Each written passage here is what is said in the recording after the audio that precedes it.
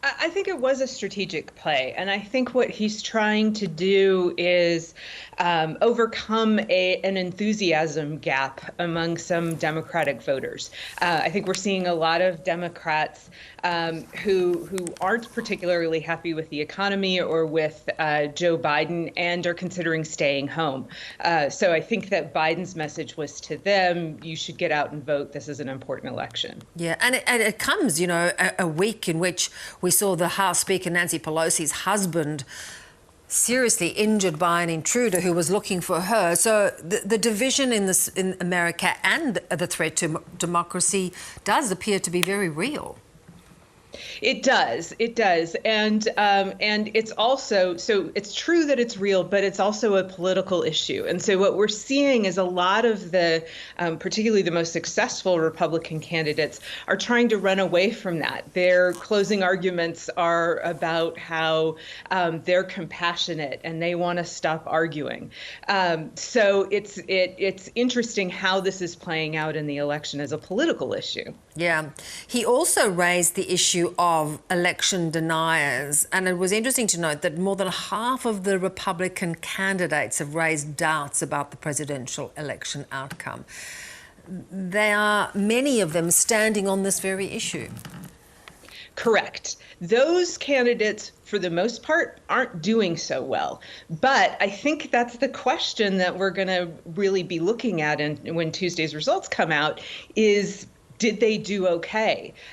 Because it's one thing, this is information about how politically popular this is, but it's a wholly other issue when you have election deniers who are in charge of elections in some of these states. Indeed.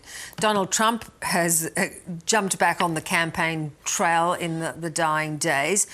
Does he see this as a test of his popularity? I think he doesn't, just largely because it's pretty clear the writing on the wall is actually not that great for Donald Trump. Even if the Republicans do well, it's going to be on the backs of non-Trumpy Republicans. So I think that he's trying to keep a lower profile outside of the circles that already really like him. Yeah, that's interesting. All right, so give us a sense, if the Democrats do lose one of the chambers, which is probably likely, what is this going to mean in the coming 2 years and the remaining 2 years of President Biden's presidency? I think what it's going to mean is an immediate shutdown of investigations over January 6th. It's clear the Republicans have no interest in talking about January 6th and the attack on the Capitol. You'll probably see a ramp up in investigations of the Biden administration. I think that a lot of Republicans are going to see this as payback for investigations of the Trump administration, and not much getting done, which is typical in Washington anyway. Yeah. And when you talk of the Capitol riot committee, the deadline for Donald Trump to comply with a subpoena is looming. Do you think he's going to comply?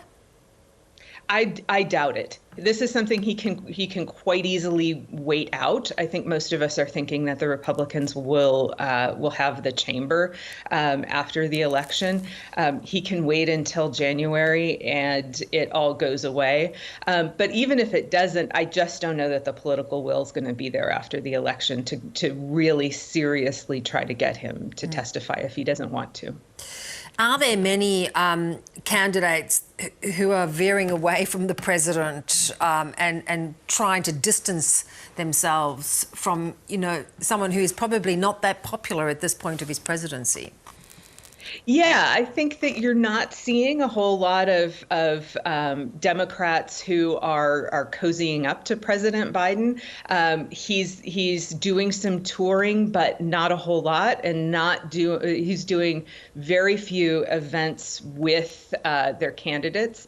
So it's just this sort of strange situation where the Democrats are running against Donald Trump in January 6th, and the Republicans are running against Joe Biden, and that's how the election is likely to work out. Yeah, well, we'll watch with interest the result. Good to have you on. Thanks so much. Thanks for having me.